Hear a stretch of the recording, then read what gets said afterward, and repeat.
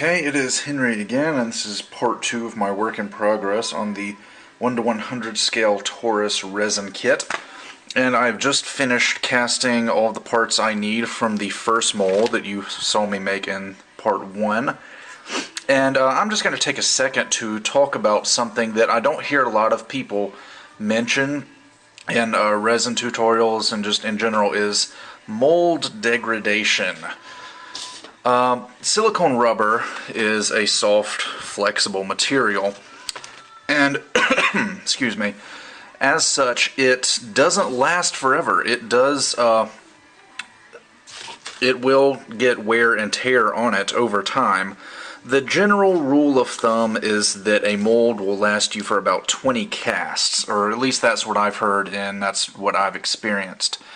And I think the total number of casts I did on this mold was 18, and it doesn't happen suddenly. It happens gradually. The more casts you do, the more wear and tear occurs on the mold. Just tiny little bits of silicone might tear or break off or whatever, and you know, it's not really an issue when you're pouring the resin, but when you're removing the parts after they've solidified. And depending on how rough you are with the mold, you can do some pretty extensive damage. As you can see, I've got a really nasty tear right here in the back of the mold, and actually a hole that goes all the way through. Luckily that happened on the last casting, so I didn't need to use the mold anymore. There's also a hole right here where the thigh was, and you know, this big tear right here was just from popping this large lower leg part out, you know, 20 times. And there's a big tear right there between the forearm and the lower leg, just really nasty stuff. And eventually what it's going to do is, obviously if you've got a breach in the wall of the mold, resin's going to leak out, so that's going to render your mold pretty much useless unless you patch it. And your parts are going to look less and less perfect each time you do a casting. I have an example of that here. Here is one of the first castings I did of the lower leg. Really nice representation. Really good casting. You got a little imperfection right here, but if you disregard all the little gates, it actually came out really, really nice. And this is the last casting I did of the lower leg. As you can see, all those little bits of silicone that broke off in the mold over time are represented in the resin, because when there's an absence of silicone, the resin fills that space and you get all these little imperfections all over your kit. As you can see here, you can see that little ridge. That's the tear that happened on the back of the mold right there. Surprisingly, I was able to wrap it up with rubber bands tight enough that the resin didn't leak out. But I mean, this is still usable. It just requires more cleanup than this one. So anyway, I just wanted to kind of add that to my resin tutorial, that silicone molds don't last forever. And now that I'm done with this, luckily I got all the casting I needed out of it before it completely became useless. Now I can go ahead and start on the second mold. Okay, so I'm doing basically the same thing I did in the first work in progress video, laying out all of these parts in my little mold box here. These are parts that will only need to be recast once. The first mold was arm and leg parts, so they needed to be recast twice. All of these parts only need one each for the Taurus. Got the torso. We've got some waist section parts here, and then the cannon, the beam rifle, and the handle that goes to the cannon. So this is, I'm pretty sure this is the exact same size mold around as the first one.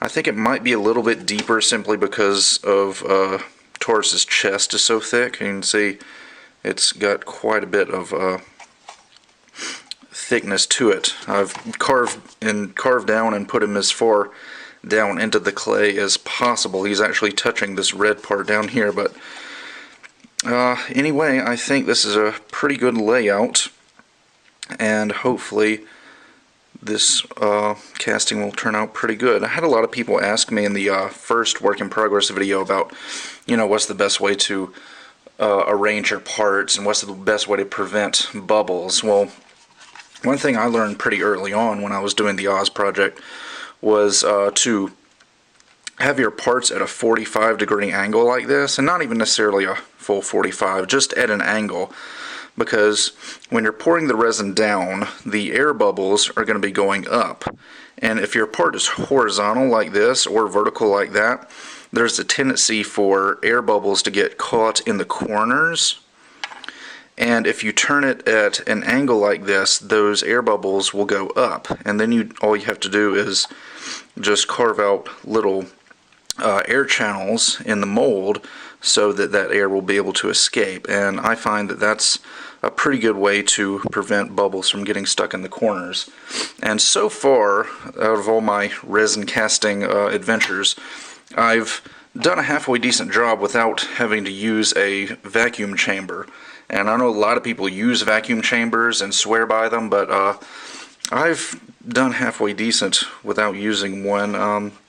My molds, my castings don't come out perfect, but usually the imperfections are minimal enough that it's just nothing that a little bit of putty and sandpaper can't fix. So anyway, gonna get out my silicone and pour the first half of this mold.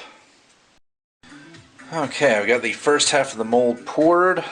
Ended up being a really thick mold, or at least this half of it anyway. The second half of the mold shouldn't be nearly as thick. Luckily, I shredded up the first Taurus mold, got lots of silicone chunks to add volume to this mold, so I think I ended up using 6 ounces of fresh silicone and then like 5 or so ounces of silicone chunks. So definitely a good economic technique using those little silicone bits. Okay, so I have flipped the mold box over, removed all of the clay, and as you can see, everything turned out pretty well. And I have applied mold release to all of this stuff so the two halves of the mold don't stick together. I've mixed up my chunky silicone and I'm ready to pour. Just occurred to me, I don't think I've shown myself pouring this chunky silicone, so I figured I'd show it off at least once. And like I said in the last segment, this second half of the mold won't have to be nearly as thick as the first half. So I think I ended up using 3 ounces of fresh silicone and then 3 ounces of silicone chunks. And I think that is going to be enough. Looks like that's going to get everything covered. Alright, the second half of the mold has been poured and cured, and I've already separated everything out. There's the parts here, and I just finished cutting the resin and airflow channels into the mold. This half ended up being really, really thick, whereas this half is about half as thick. Anyway, now that all that is done, this guy is ready for its first cast, so let's see how that turns out. Okay, just heated up my mold, got my resin mixed up, and here we go.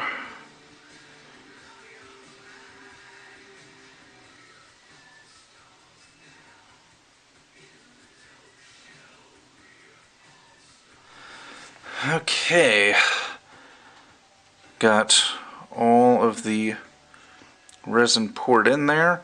Took a little bit more than 2 ounces. As you can see, I got some resin left over. I way overestimated the amount I needed. But the good news is all of these little air channels on the top have resin coming out of them, which means all of the parts should have gotten filled up. So that is definitely a good sign. Usually that doesn't happen on the first cast for me, But yeah, I will let this cure for a little while and then open this up and see how it turned out. Alright, it has been about an hour, which is the suggested curing time for this particular resin I'm using. And I usually don't show the very first casting on camera. I usually wait and show it off after I'm certain that I've got a successful casting, but I feel pretty good about this one, so I'm going to show it off for the very first time I open the mold up. Okay. So now I just got to very carefully separate the two halves of the mold. Now this mold doesn't have nearly as many parts as the first one, and the parts aren't as complex. The parts are larger, but they don't have as many sharp undercuts and hollow areas that the first one did, so I'm hoping this turned out well. Alright, let's see. Oh wow, that looks like it turned out very, very nice. All of the parts filled up correctly. There's a teeny tiny little bubble on that edge right there. But everything looks, oh no, there's another small bubble right there. But aside from those two bubbles, everything looks pretty spot on. Oh no, there's a couple more there. So I got a little bit of tweaking to do with this mold. There's a couple of small bubbles in there, but nothing major at all. So yeah, this resin, it's been curing for about an hour, but it's still kind of on the soft side, so I'm going to let it sit in here for a little while longer before I pry these parts out. But overall, really happy with the very first casting on this thing, and no flash either. Usually my molds have quite a bit of flash, but I don't see any flash at all on this guy. So yeah, go me. Alright, I think I'm going to go ahead and end this work in progress video here. Got to do a few castings of the torso and weapon parts, and then I can move on to mold number 3, the final mold. So that about does it for this video, and with that, I'll see you guys next time.